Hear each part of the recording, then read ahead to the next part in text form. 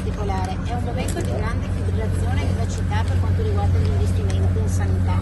Investimenti in sanità nel territorio, quindi con quello che andiamo a mettere la prima pietra oggi, quindi in una delle 99 case di comunità che sono previste in Regione Veneto a seguito dei finanziamenti fondi in parte PNRR missione 6, in parte fondi nazionali e fondi del Fondo Sanitario regionale per circa 250 milioni l'operazione di tutte le case di comunità del Veneto.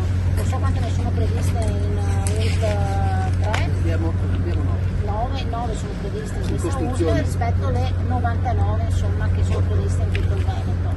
La scadenza, voi sapete, è quella di giugno 2026 e in questi mesi ne stanno partendo molti. Diventa un'opportunità perché diventa un'opportunità di aggregazione di servizi e quindi il discorso che all'interno di queste strutture ci saranno degli ambulatori, ci sarà il punto pediatrico, ci saranno i medici di base a rotazione con il famoso ruolo unico, ci sarà il PUA, il punto unico d'accesso, quindi il collegamento tra la parte comunale dei servizi sociali, e ringrazio anch'io l'amministrazione comunale, l'assessore Venturini, e la parte invece sociosanitaria e sanitaria di competenza regionale, perché il cittadino deve avere poi un canale che sia chiaro, univoco, deve avere un indirizzo senza rimpalli da più parti.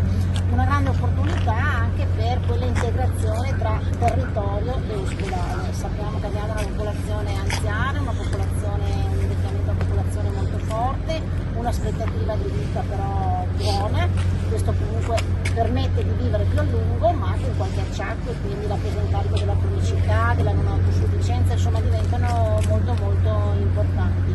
Quindi è chiaro che questo è un nuovo ridisegnare un po' quella che è un po' l'infrastruttura sociosanitaria territoriale. Accanto agli investimenti sugli ospedali che continuano, sapete, non li ripeto, questo è l'investimento invece sul territorio.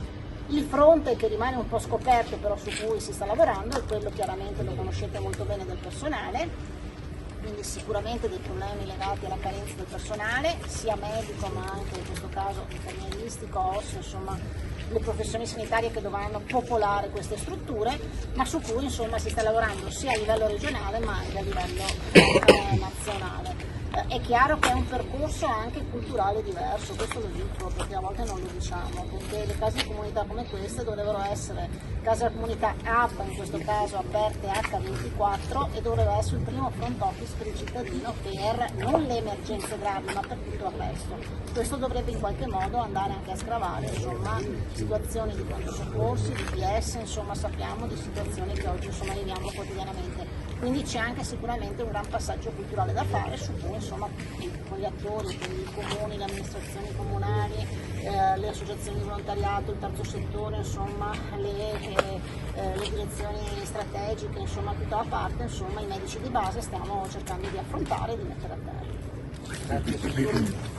Buongiorno, sono Roberto Pincerato, presidente di IODA, il tuo consulente assicurativo.